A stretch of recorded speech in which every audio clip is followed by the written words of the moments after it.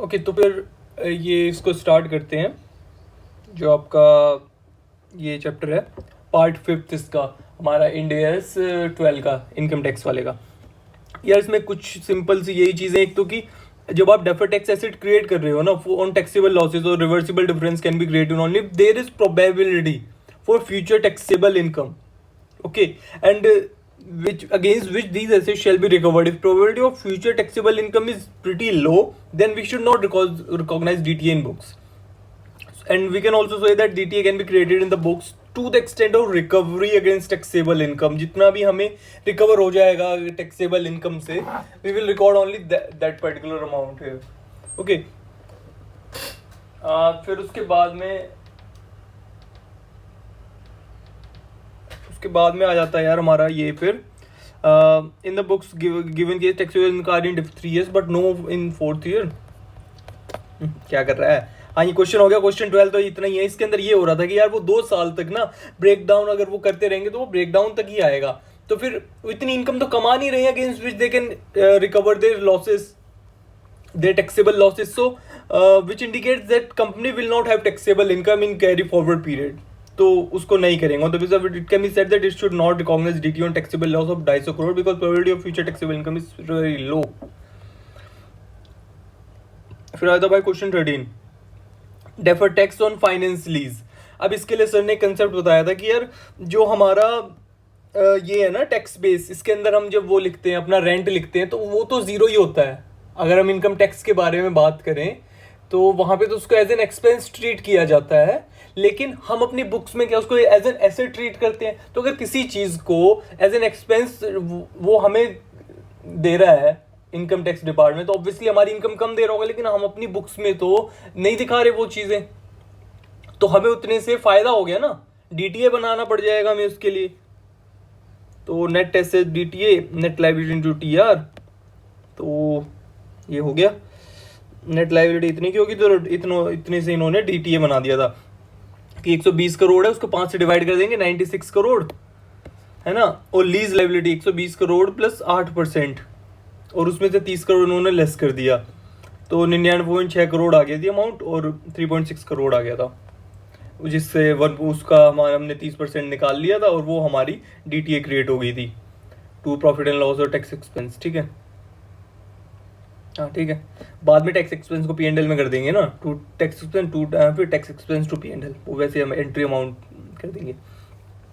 फिर एक और कंसेप्ट आया था यार उसका एसेट्स हेल्ड बाय बी। उसके अंदर ये हो रहा था यार कि जो डेफर्ड टैक्स एसेट है वो कैसे उसका इफेक्ट आता है। तो बिजनेस कॉम्बिनेशन वाला है तो तूने पहले पढ़ ही रखा है, तो अकाउंटिंग बेस अगर तेरा बढ़ जाता है तो 3 + 2 5.5 हो गया था, तो इसकी वजह से तेरा वो बन जाएगा DTL बन जाएगा, क्योंकि तेरी एसेट जो है वो बड़ी है टैक्स बेस से, तो उसको कम करने के लिए क्या लाइबिलिटी ऐड करेगा, तो वो लाइबिलिटी हो गई। Okay.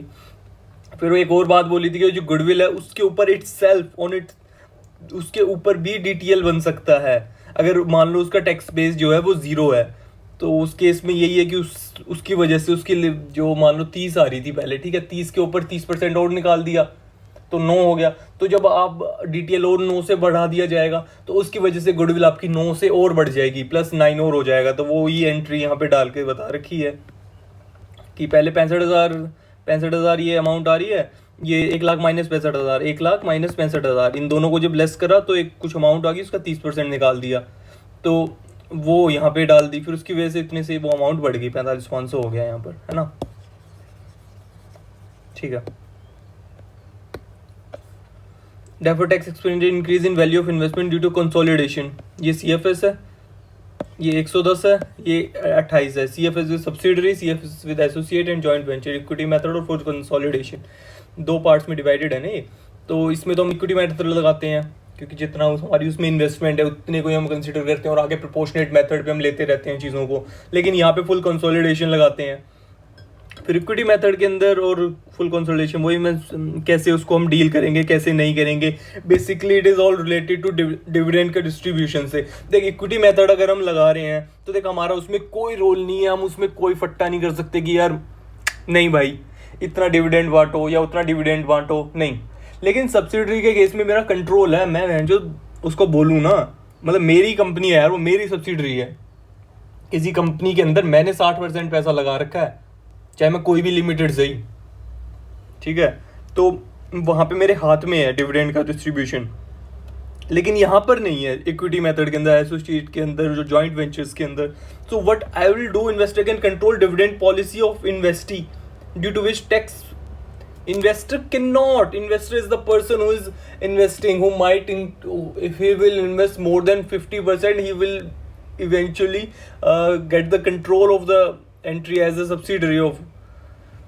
But here it is he is an associate, that is an associate, so यहाँ पर investment is an associate of the investee, so he cannot control dividend policy of investee, and because of that the investee, due to which tax can become payable on the share in distributed profit by investor or at the time of sale of investment. Tax can become payable on appreciation value of investment. Okay, ठीक है. फिर if increase in value of investment get increased due to share in undistributed profits of subsidiary, then no direct tax liability will be created because dividend policy can be controlled by holding or subsidiary. So it is not sure that subsidiary will distribute dividend and holding will pay tax on dividend. तो यहाँ पर तो वो हो गया कि वो sure ही नहीं है, तो फिर हम क्या ये बनाएंगे उसके लिए डिटेल या और कुछ. लेकिन इसके अंदर हमें क्या है, can become payable on share in distributed by investor और at the time of sale of investor tax can become payable on appreciation in value of investment. तो इसके अंदर हमें बनाना पड़ सकता है.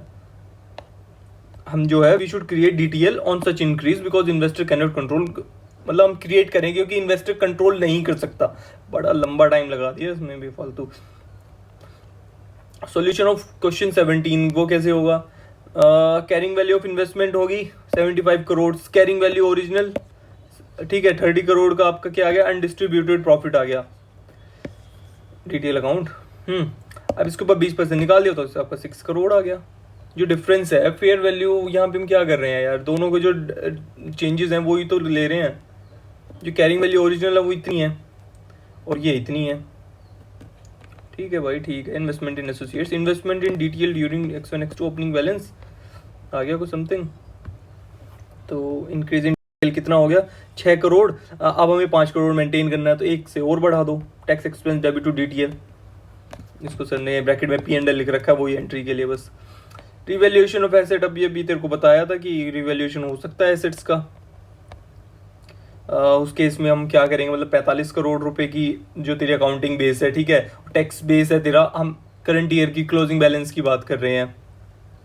ओके, तो उसके अंदर तेरा है ये X1 के अंदर हो गया, ये X2 के अंदर हो गया. तो इसके अंदर 45 माइनस 20.75 तो आ गया हमारा डिफरेंस 24.25. इसका 20% निकाल देंगे तो ये हमारा आ गया 4.85 और मतलब X2 को आ गया. ठीक है, अकाउंटिंग बेस और टैक्स बेस का जो डिफरेंस होगा उसके ऊपर हम सर्टेन परसेंटेज हम कंप्यूट कर देते हैं. ठीक बात कह रहा हूँ ना. हाँ, ठीक बात कह रहे हो सर. रिवैल्यूएशन ऑफ एसेट्स है ये. जब रिवैल्यू हो रही है एसेट, उसके बाद में उसके ऊपर आपकी इतने से बढ़ गई, 24.25 से बढ़ गई, ठीक है, आपका अकाउंटिंग बेस ज़्यादा है तो डीटीएल क्रिएट करोगे आप. ऑब्वियस सी बात है 4.85 का ठीक है कर दिया. उसके बाद में आप दूसरे उसमें देखा तो वहाँ पे 3.6 कर रहे थे, तो दोनों में डिफरेंस हो गया 3.6 और 1.25 का तुम्हारा बढ़ गया. ठीक है, तो वो क्रिएट करो ना DTL, OCI debit to DTL कर दो, being created through OCI on revaluation. ठीक है, बिल्कुल ठीक है. क्वेश्चन 9 और क्वेश्चन 10 उसी पे था कि वो डिविडेंड पॉलिसी को कंट्रोल कर रहा है और एक डिविडेंड पॉलिसी को कंट्रोल नहीं कर रहा, तो उसके अकॉर्डिंगली हो गया वो. फिर concept on reconciliation statement, tax on accounting profit and tax expense, statement to effective tax rate. ये दो तरह की ना इसकी एक प्रेजेंटेशन है एक तरह से कि हमें किस तरह से वो प्रेजेंट करना है. प्रेजेंटेशन इन द स्टेटमेंट 1 और both should be given by each entity. देनी चाहिए, मतलब एक डिजायरेबल, इट इज एनकरेज्ड कि इस तरह से कोई ना एक पे तो देनी चाहिए, पता नहीं देते हैं, मतलब देते ही हैं. ठीक है, tax expense on accounting profit आ गया. Tax on permanent difference between accounting income, taxable income, actual tax expense. मतलब यार जो हमारा डिफरेंस आ रहा है ना एक्चुअल टैक्स में और जो हमारा अकाउंटिंग प्रॉफिट है उसमें, दोनों को पे टैक्स लग रहा है, दोनों में डिफरेंस आ रहा है. किन किन वजह से जैसे वो हो सकता है, तो टाइम डिफरेंस की वजह से हो सकता है. टाइम डिफरेंस तेरे क्या हो गए और एक तेरे परमानेंट डिफरेंस हो गए. परमानेंट डिफरेंस तेरे क्या हो गए, परमानेंट डिफरेंस यार ये हो गए कि तुझे मिलेगा ही नहीं जिंदगी भर में, तूने डोनेशन करी है ना प्रॉफिट एंड लॉस में, तुझे मिल गया, लेकिन अकाउंटिंग वाले नहीं देते, वो सॉरी टैक्सेशन वाले नहीं देते उसका कोई भी डिडक्शन। अच्छा जी, हाँ, तो उसको फिर तू नहीं कंसिडर करेगा। और टाइम डिफरेंस क्या हो गया कि भाई वही जो हम पढ़ते आ रहे हैं कि प्रोविज़न तुमने पहले कर लिया लेकिन अभी नहीं मिलेगा, कैश बेसिस पे मिलेगा, मतलब बाद में मिलेगा, तो वो टाइम डिफरेंस हो गया। ठीक है, कि आपको उस ईयर में या उस पर्टिकुलर टेन्योर में या उस पर्टिकुलर पीरियड में आपको नहीं मिल रहा बल्कि अगले पीरियड में मिल रहा है, तो वो टाइम डिफरेंस हो गया। ठीक है, वो तो सेटल हो ही जाएगा, लेकिन ये जो है ना आपका परमानेंट डिफरेंस, ये नहीं होगा।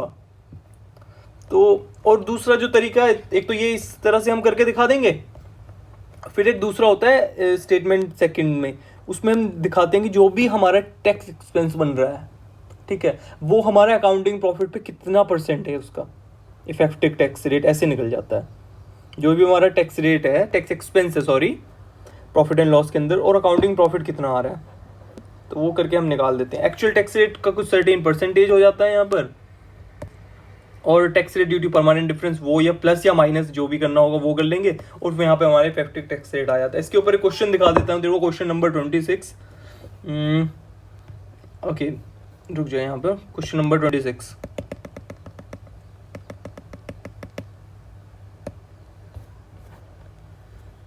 ये रिकंसाइलेशन आ गया ना, 1,00,000 रुपए का प्रॉफिट बनाया है, 30% का टैक्स है, अकाउंटिंग प्रॉफिट है, पेनल्टी 10,000 की लग गई, which is not tax deductible. भाई 10,000 की तुमने पेनल्टी पे करी है ना, उसका कह देता है ये अपना छोटू, कौन है छोटू, छोटू अपना इनकम टैक्स डिपार्टमेंट कहता है हमने कोई डिडक्शन नहीं देनी इसकी, तो भाई ये तो परमानेंट डिफरेंस आ जाएगा, बिल्कुल आ जाएगा। In this case taxable profit are 1,10,000 and tax expense 30% is 33,000। बिल्कुल। अच्छा, क्योंकि 10,000 उसने अलाउ नहीं किया तो उसकी वजह से आपकी इनकम बढ़ गई, तो आपका 33,000 हो गया और यहाँ पे है 30,000, तो उसको कैसे आप जस्टिफाई करोगे, कैसे करोगे, वो बता रखा है। 30,000 आ गया जी, हमें आना है 33,000 पे, किस वजह से आ रहा है, वो टाइम उसके आ रहा है परमानेंट डिफरेंस की वजह से, 3,000 यहाँ लिख दिया। फिर 33,000 हमारा टैक्स एक्सपेंस है, किसके ऊपर, हमारा अकाउंटिंग प्रॉफिट कितना है उसके ऊपर, 1,00,000 रुपए का हमारा अकाउंटिंग इनकम है। ये देख, ये है तेरे टैक्स डिपार्टमेंट वाली अमाउंट, और ये है तेरे जो P&L में आती है, दोनों को ना थोड़ा मिक्सअप मत कर दियो। तो इफेक्टिव टैक्स रेट तेरा 33% है, एक्चुअल में तेरा 30 था, 3 यहां से हो गया, तो इसलिए वो 33 हो गया।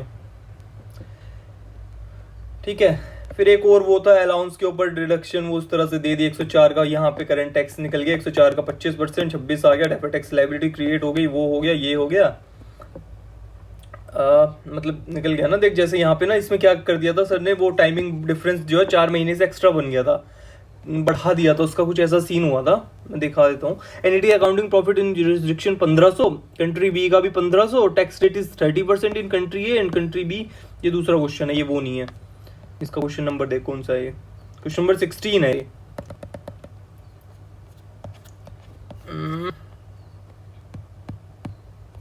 क्वेश्चन नंबर 16 क्या कहता है कि India is 100,000, taxable profit is 104,000, the difference between these amount in वजह से आ रहा है, acquired machine 120,000, depreciation charge on the machine monthly basis for accounting purpose. ठीक है, लेकिन इसके अंदर वो हो रही है 6 मंथ के अंदर टैक्स लॉ, और उसकी क्या यूजफुल लाइफ है 10 साल। एक केस के अंदर तो ये भाई 6 मंथ्स के अंदर हो रही है।